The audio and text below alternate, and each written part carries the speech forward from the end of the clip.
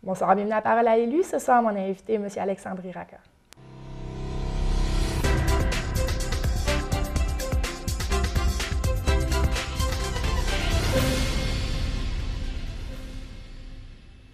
M. Iraca, premièrement, je dois vous demander comment allez-vous? Ça fait longtemps qu'on ne s'est pas parlé. Bien, ça va très bien. J'ai passé un bel été. Les vacances ont fait du bien. Donc, je suis en forme pour recommencer la session parlementaire qui a déjà commencé. Donc, ça va très bien. Puis, je vous souhaite à toute l'équipe de TVC une belle saison. Je vous remercie beaucoup. Justement, vous l'avez mentionné, la rentrée parlementaire débutée il y a quelques semaines déjà. Comment ça va la rentrée? Vous avez changé de côté, là, on est rendu au gouvernement. Oui, effectivement, c'est plus intéressant parce que là, on gère des dossiers de A à Z. On a beaucoup de dossiers, on a beaucoup de pain sur la planche. On a plusieurs, dans tous les ministères, on a plusieurs dossiers à regarder. Et aussi, un dossier très important, les Québécois nous ont passé un message très clair, il faut faire du ménage dans les finances publiques. Alors, c'est ce qu'on fait en début de mandat. On va revenir aux finances publiques, justement. Vous avez vécu les deux côtés. Vous avez vécu l'opposition. Vous êtes dans le gouvernement présentement. Comment on ajuste le travail en tant que député? Parce qu'on n'a pas les mêmes souliers là, à affiler. Bien, c'est sûr que dans l'opposition, il faut avoir un œil critique, un esprit critique sur ce qui se passe. D'ailleurs, l'opposition actuelle le fait. Et puis c'est normal, hein? Un gouvernement sain, une démocratie saine, ça prend une opposition qui pose des questions, qui critique des décisions, qui fait en sorte de vérifier si les choses se font correctement au gouvernement. Mais moi, je suis plus habitué, quand j'étais président de commission scolaire, de prendre des décisions, de gérer des dossiers. Donc, je vous dirais que personnellement, c'est plus simple pour moi d'être au gouvernement et faire en sorte qu'il y ait moins de partisanerie. Là, on essaie de faire avancer les dossiers pour le mieux-être de tous les Québécois et Québécoises. Donc, il faut être présent, il faut travailler les dossiers tant dans le comté qu'à Québec. Il faut s'assurer que les projets de loi qu'on met sur la table tiennent la route, qu'ils passent, qu'on ait une écoute attentive des citoyens et qu'on puisse faire des amendements au projet de loi pour que ce soit une loi qui est le plus raisonnable possible. Un dossier justement local qui a débloqué en fin de semaine, Papier White Birch, pardon. Oui. La partie n'est peut-être pas gagnée pour les syndiqués, mais vous avez travaillé le dossier, vous avez donné votre appui. Qu'est-ce que vous en pensez? Oui, c'est un dossier. Je vous dirais que moi, avec mon équipe, on a travaillé excessivement fort. On a rencontré les syndiqués à plusieurs reprises. D'ailleurs, je les ai rencontrés au mois d'août quand je suis venu me voir à mon bureau. On a envoyé une lettre d'appui pour accélérer le dossier au coordonnateur des juges pour qu'il rende le jugement le plus vite possible. On ne lui a pas dit quoi écrire dans le jugement, mais on lui a dit, s'il vous plaît, rendez le jugement le plus rapidement possible. Il y a des travailleurs qui vivent actuellement un drame humain. Et le jugement, heureusement, là, a sorti vendredi dernier, là, en fin de semaine. Là, on va prendre le temps de le lire comme il faut, de l'analyser, mais ça semblerait, à première vue, une excellente nouvelle pour les travailleurs. Et la compagnie White Birch, et elle qui avait demandé un avis juridique à un juge pour savoir si une décision d'une autre compagnie s'appliquait à leur compagnie. Et le juge a rendu la décision que non. Donc, en théorie, ça fait l'affaire, ça devrait faire l'affaire de la compagnie White Birch et des syndiqués. L'argent est placé dans un compte en fidéocommis. Donc, la compagnie, suite à ce jugement-là, a 25 jours pour déposer les textes officiels pour le décret et par la suite quelques semaines pour envoyer les chèques pour les syndiqués. Donc, les travailleurs ont été tellement échaudés par le passé pour toutes sortes de délais juridiques.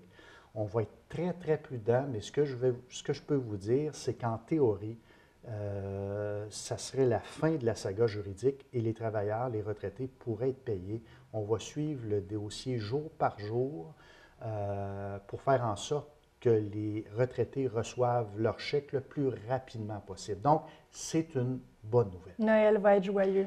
Écoutez, il faut, puis j'espère peut-être beaucoup avant Noël.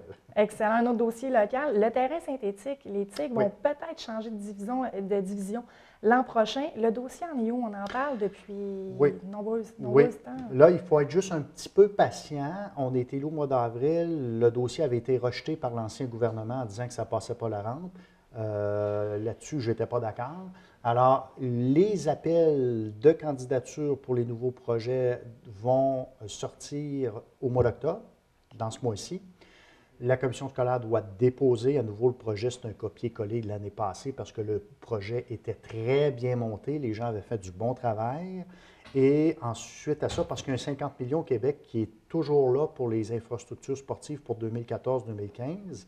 Donc, la décision, suite au dépôt du projet, devrait être prise avant Noël ou un petit peu après Noël.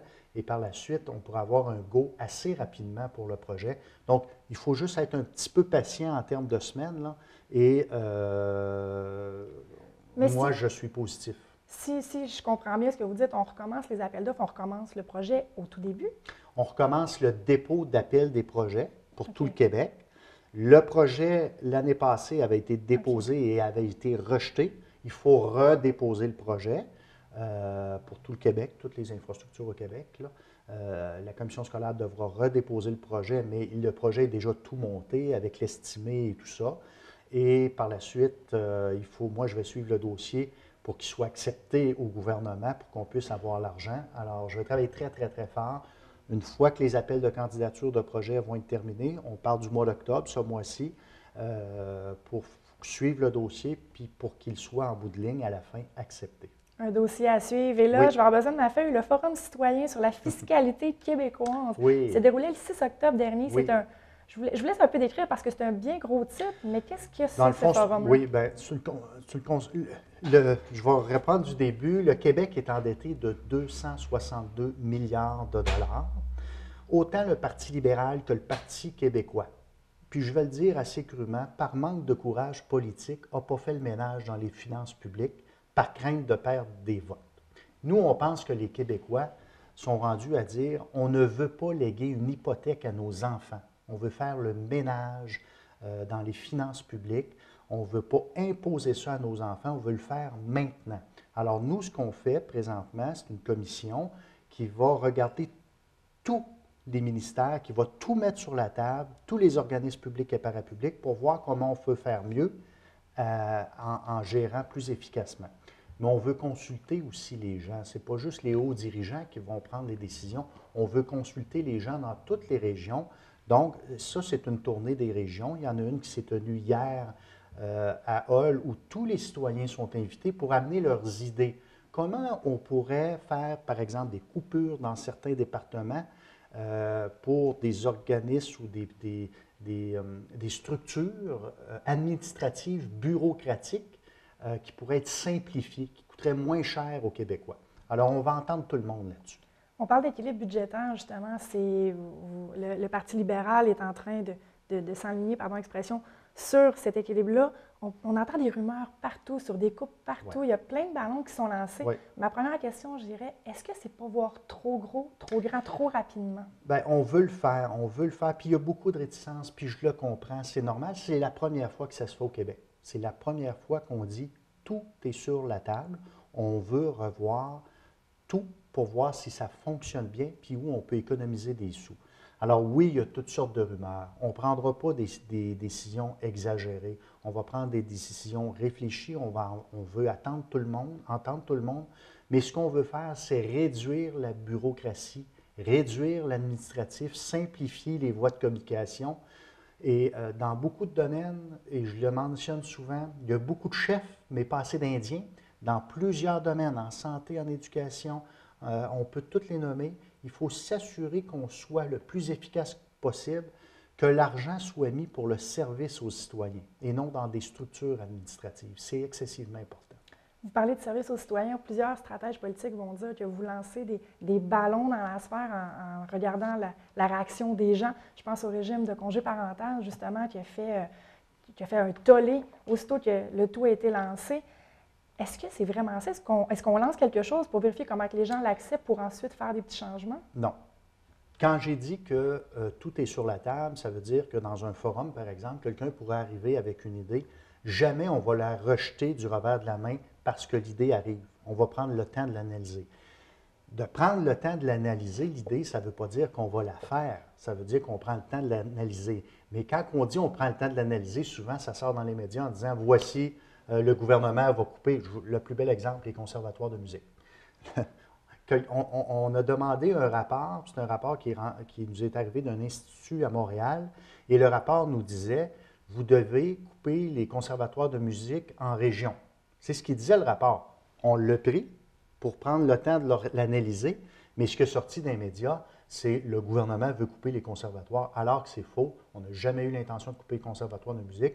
On va, par exemple, regarder la structure, comment on peut l'amalgamer. Je pense ici en Outaouais, puis c'est un beau succès en Outaouais. Il y a plusieurs étudiants inscrits, comment ça peut s'amalgamer avec l'Université du Québec et faire en sorte que la structure soit simplifiée. Mais jamais, jamais on a eu l'idée d'abolir les conservatoires de musique. Les arts et la culture, c'est excessivement important. Puis on ne veut surtout pas que ça soit monopolisé à Montréal. On veut que ça soit vivant dans les régions. On est le gouvernement des régions. Justement, quand vous m'amenez sur le point du conservatoire de musique, donc ceux-ci peuvent respirer. Là. Les mains ne sont plus liées. L'importance de la musique, l'importance des arts pour les libéraux, c'est excessivement important. C'est essentiel, puis c'est un apport économique. Hein? Tout ce qui est art, musique, culture, dans la région ici, puis dans mon comté à Papineau, c'est un apport économique excessivement important parce que ça forme les jeunes à l'art et la culture et ça peut démarrer toutes sortes de projets qui sont excessivement intéressants pour le tourisme. Donc, il est hors de question de couper les conservatoires de musique. Au contraire, on veut faire en sorte que les jeunes, puis le taux d'inscription le démontre ici en Outaouais, puissent s'exprimer dans cette forme d'art-là, simplement et librement. Est-ce qu'on peut regarder la structure pour que ça soit plus allégé? Oui, mais pas abolir les conservatoires de musique. Autre sujet qui a fait couler beaucoup d'encre, je l'ai mentionné tout à l'heure, le régime parental. Plusieurs familles se disaient on va se dépêcher à faire des bébés, un baby-boom s'en vient. Est-ce que ce programme va être analysé premièrement, mais est-ce qu'il risque d'être touché? Est-ce qu'on va en entendre parler encore une fois? Encore là, c'est un bel exemple. Un bel exemple de dire qu'il faut faire attention avec ce qui sort dans les médias et dans les journaux et la réalité. Tout est sur la table. On va tout regarder. Le régime parental est un succès au Québec. Puis je pense que ça a créé la fierté de plusieurs autres provinces. Moi, j'ai 3 enfants. La famille, on va tout faire pour faire en sorte d'éviter de toucher les familles de classe moyenne. C'est ça, on ne veut pas faire ça. On ne veut pas toucher la famille de classe moyenne. Les régimes parentaux, moi, ce que je peux vous dire, c'est qu'on est plusieurs députés libéraux au caucus qui vont se lever pour les défendre, dont moi, pour dire que c'est un success story, il faut les garder. On veut regarder, je pense, ailleurs. On est toujours au stade des rumeurs, mais je vous dirais, je vais vous donner un exemple, ça a sorti dans les médias. Moi, les régimes parentaux, là, je vais les défendre. Je trouve ça important, surtout parce que ça touche la classe moyenne. Mais on a sorti, par exemple, des cas de gens qui sont sur l'aide sociale entre 18 et 20 ans. Est-ce qu'on peut faire quelque chose là? Nous, on pense que c'est peut-être pas normal qu'une personne, à moins qu'elle ait besoin d'aide, qu'une personne en pleine santé, à 18 ans, 19 ans, 20 ans, bénéficie d'aide sociale, on pense qu'elle devrait aller travailler. Je pense que c'est important. Et pour engendrer des économies et donner à ceux qui en ont vraiment besoin sur l'aide sociale, on parle de gens aussi qui font des voyages à l'extérieur du pays en bénéficiant de prestations d'aide sociale, mais ça pénalise ceux qui en ont vraiment besoin. Alors, il y a des choses qu'on va regarder, mais on veut éviter de toucher à ceux qui se lèvent à tous les matins, là, à 6 heures le matin pour aller travailler, puis à la classe moyenne. Ça, là, c'est justement, on fait tout ce changement de structure-là, la bureaucratie, le nombre de cadres, tous ces changements-là, c'est pour que la classe moyenne puisse en bénéficier en bout de piste. Parfait. Sujet très intéressant. On va à une pause et on revient tout de suite après.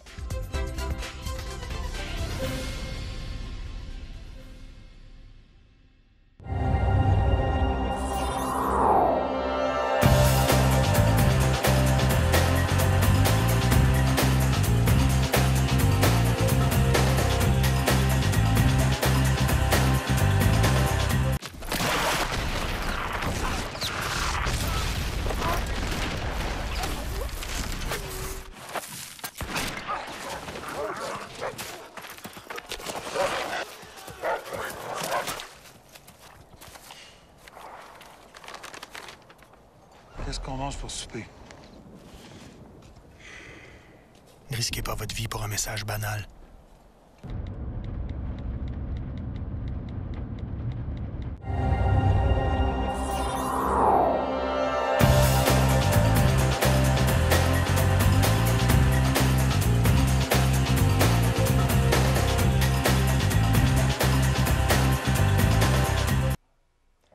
avec M. Alexandre Racca, député de Papineau.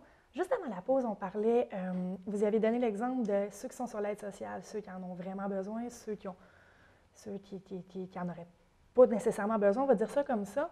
On parle de couper un peu partout pour récupérer de l'argent, mais justement pour déterminer ceux qui en auraient besoin, ceux qui en abusent, ça va coûter quand même des sous. Là. On veut couper une place, mais on engendre de l'autre côté.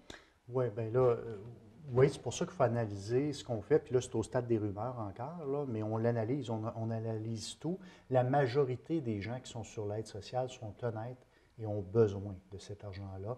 Il y en a qui ont toutes sortes de maladies, toutes sortes de limitations qui font en sorte qu'ils ont besoin d'aide de l'État et jamais on va laisser tomber ces gens-là. Par contre, ce que j'ai dit tantôt, c'est qu'on trouve ça anormal que des jeunes hommes, des jeunes femmes en pleine santé, qui ont tous leurs moyens, qui sont âgés de 18, 19, 20, 21 ans, soient bénéficiaires d'aide sociale. Donc, on va s'assurer de les remettre sur le travail. On va s'assurer aussi, en lien avec des supervisions simples et faciles, avec peut-être le passeport canadien, passeport Canada, pour faire en sorte que ceux qui voyagent à l'extérieur du pays, en étant prestataires d'aide sociale, qu'on se pose de sérieuses questions.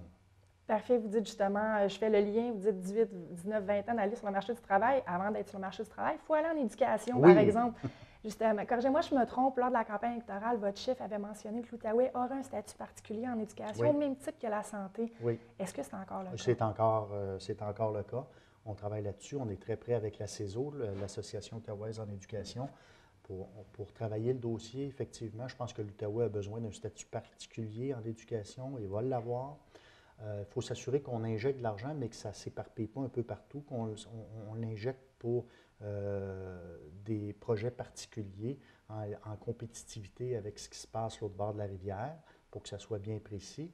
Mais l'éducation est excessivement importante et notre programme, c'était d'injecter beaucoup d'argent aussi en formation professionnelle. Il y a un dossier en attente ici en FP pour un agrandissement qu'on va devoir livrer effectivement. Justement, ce dossier-là qui est en attente, où en est-il en attente? Est-ce qu'on va voir un agrandissement dans les prochains mois? Bien, là, on n'est pas à annoncer cette nouvelle-là, mais on le travaille avec le cabinet et on veut faire en sorte que, justement, qu'il y ait plus de gens qui peuvent s'inscrire en formation professionnelle parce que le taux de placement de ces élèves-là est de 100 %. Alors, c'est important, puis les besoins en main-d'œuvre est de plus en plus réel là, sur le marché du travail. Je vous amène sur le sujet des commissions scolaires en tant qu'ancien président. Corrigez-moi encore une fois, je me trompe. En 2012, vous mentionnez que c'était inadmissible, inacceptable de couper les commissions scolaires. Et là, si je ne me trompe pas, votre collègue, M. Bolduc, on parle des prochaines élections qui pourraient être déterminantes pour soit les fusionner, soit complètement les abolir. Ouais. On a deux poids, deux mesures. Bien, moi, je pense que ça. Non, mais il va toujours avoir besoin d'une structure. La pire erreur qu'on peut faire, c'est de dire qu'il n'y a plus de structure qui gère les écoles et chaque école se gère uniquement. Alors, à ce moment-là, on créerait, par exemple, dans le comté ici, il y a 26 écoles, on créerait 26 commissions scolaires. Chaque école ayant son service de paie, ressources humaines, administratif, informatique et transport. Ça n'aurait pas de bon sens. Ça va toujours prendre une structure régionale qui gère les écoles. Alors, est-ce que ça en prend 5? C'est ça qu'on peut se poser. Il y a 5 commissions scolaires avec celle anglophone dans la région de l'Outaouais. Comme je vous ai dit tantôt, la bureaucratie, la lourdeur, est-ce qu'on peut l'alléger? C'est sur la table présentement. Est-ce qu'on peut faire en sorte que ça soit simplifié? Sommes-nous obligés d'avoir 5 commissions scolaires sur le territoire de l'Outaouais? On pourrait en avoir moins pour être plus efficace, c'est que ça coûte moins d'argent aux contribuables. OK, donc si je comprends bien, on peut les fusionner sans toutefois les abolir. Bien, moi, je pense que ça fait partie effectivement d'une option très réelle à ce moment ici. Et on analyse sérieusement les possibilités de fusion de services, fusion de commissions scolaires. On n'est pas rendu là, il va y avoir des élections, mais on veut surtout travailler avec les gens en place. Alors, il y a des gens qui travaillent excessivement fort, qu'il va y avoir des commissaires élus, on veut travailler avec ces gens-là en place.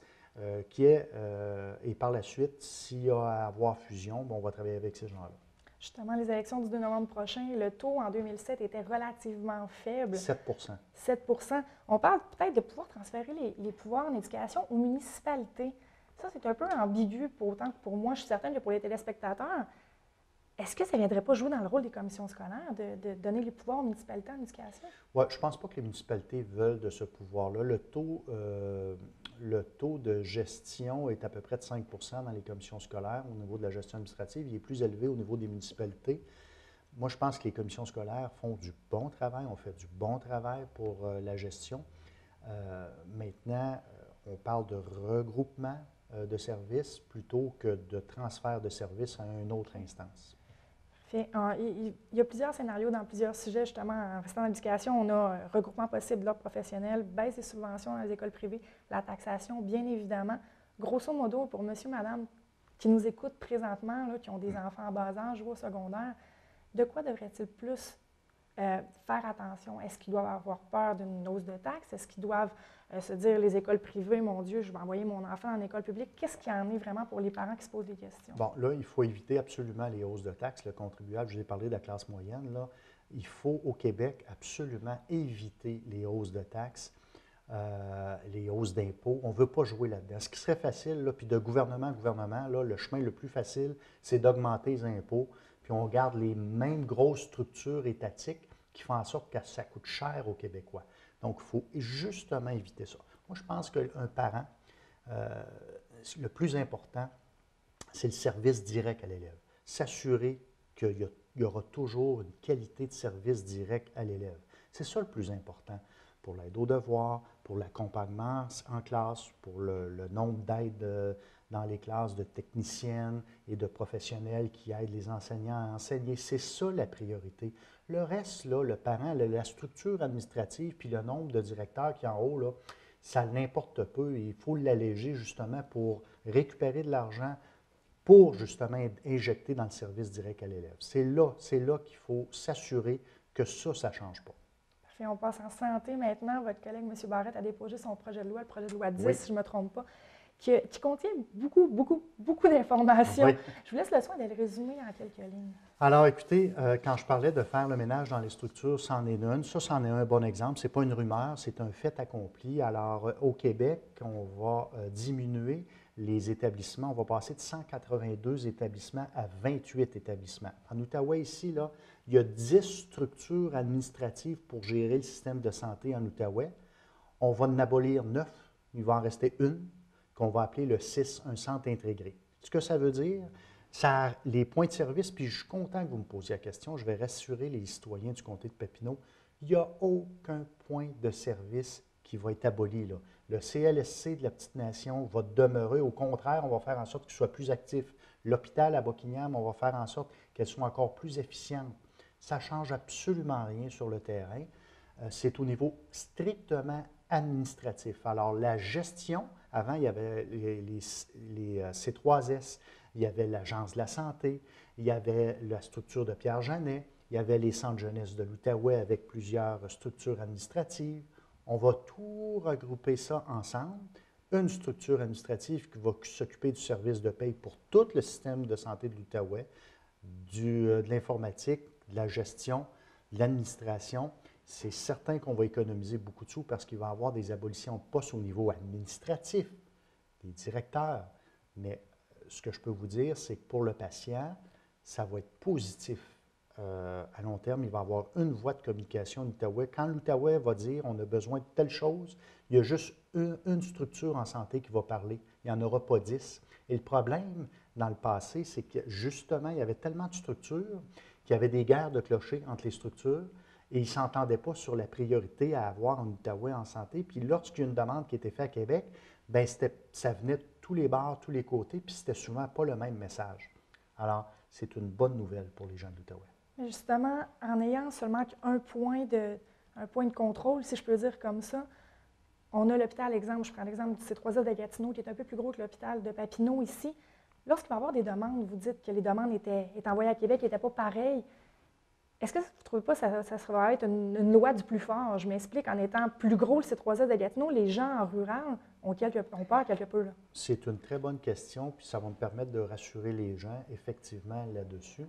Il va y avoir seulement un conseil d'administration à gérer au lieu d'avoir plusieurs conseils d'administration, mais sur le conseil d'administration, il va y avoir des gens obligatoirement des milieux ruraux. Ici, dans Papineau, il va y avoir un représentant égal de bout à l'autre. Et ce que je peux vous dire, c'est qu'il y a effectivement une réalité importante pour le milieu rural Et les gens ici parlent d'une voix forte dans Papineau. Il y a des gens qui s'expriment fortement dans Papineau, qui vont faire en sorte de bien passer le message au nouveau conseil d'administration. Il va y avoir un représentant formel et on va être justement le gouvernement des régions. Puis des régions, ça fait partie des milieux ruraux. Et on va faire en sorte que tous les dossiers vont être priorisés. Moi, je peux vous garantir, ici, là, il y a par exemple le dossier des 55 lits là, pour le CHSLD avance très bien, très bien. Et je pourrais vous dire prochainement de bonnes nouvelles, je pense, par rapport à ça. Ça va faire en sorte, moi, je pense que ça va simplifier, au contraire, les demandes du comté ici pour envoyer à Québec. Faculté de médecine, c'est encore dans les cartons? Absolument. La faculté de médecine, on y travaille. Et il y a aussi des belles annonces qui s'en viennent là-dessus. Très rapidement, le projet de loi 3, il nous reste à peu près 3 minutes. Je Oui. dois l'aborder plutôt. Il y a eu de la grogne un peu partout. Oui. En quelques lignes, on a les anciens cols bleus, les nouveaux cols bleus qui ont peur. Tout le monde a peur. Donc, qu'est-ce qu'il y en a? Alors, on veut assurer la pérennité des régimes de retraite de ces gens-là, puis de créer une équité entre les jeunes et les plus âgés. On veut s'assurer qu'on soit toujours capable de payer le régime de retraite. Et pour faire ça, bien, il fallait le projet de loi 3. D'ailleurs, c'est les municipalités qui nous l'ont demandé. Il va y avoir des amendements pour alléger la loi 3, mais on veut s'assurer que ça demeure. Vous savez, il y a eu toutes sortes de choses. Là. Il y a 50 des Québécois qui n'ont pas de fonds de pension. Il y a plusieurs personnes au privé qui n'ont pas de fonds de pension. Dans les organismes communautaires, les gens n'ont pas de fonds de pension. Eux ont un fonds de pension, c'est parfait, c'est correct. Mais nous, ce qu'on dit, il faut que les gens contribuent un peu plus pour faire en sorte qu'on assure la pérennité, pour qu'on soit capable de payer les autres plus tard, parce que là, on arrive à sec. Il fallait faire quelque chose. Donc, on va le faire. Puis je connais des pompiers, des policiers, j'ai des amis pompiers et policiers qui sont d'accord avec ça. Ça va faire une différence sur leur paye. On parlait d'à peu près 50 $ par paye de plus. Mais ça va faire en sorte qu'on va assurer la pérennité du fonds de pension pour les plus jeunes qui arrivent pour s'assurer qu'ils puissent eux aussi avoir une retraite. Parfait, environ 1 minute 30, quelque chose que je trouve quand même très léger, quelque chose de bien. Vous avez été célébrant d'un mariage. Ben oui, il y a un citoyen de mon comté qui m'a appelé cet été, puis ça me fait excessivement plaisir d'aller célébrer leur mariage à Saint-André-Avelin. C'est une première pour moi. Alors, je passe le message. Ceux qui veulent se marier, ça va me faire plaisir. Si je suis disponible, je vais y aller. Puis je charge vraiment pas cher, hein? C'est vraiment gratuit, alors ça me fait plaisir. Une deuxième carrière pour vous? Oui, peut-être. Qu'est-ce qui s'en vient pour vous? Qu'est-ce qui s'en vient pour le comté de Papineau? Bien alors, plein de belles choses, je l'espère. Il y a des dossiers, moi, si on va suivre les dossiers en santé, en éducation, il y a plein de belles choses au niveau du tourisme qu'il faut surveiller, qui vont s'en venir. Il y a une économie forte qu'il faut avoir ici dans le comté de Papineau. Il y a le dossier du train à vapeur qu'on va suivre. Alors, il va falloir faire un choix final éventuellement pour savoir s'il est dans l'Est ou dans l'Ouest ou dans l'urbain. Mais je pense que le meilleur projet s'avérait d'être ici dans l'Est, Masson-Montébello. Excellent. Je vous remercie beaucoup d'avoir été là et vous êtes le bienvenu aussi souvent que vous voulez. Puis d'ailleurs, pour nous annoncer les 55 lits, la bonne nouvelle qui s'en vient. Absolument. Parfait. Je vous remercie d'avoir été des nôtres. On se retrouve la semaine prochaine pour une autre émission de Paroles à l'élu. Bonne soirée.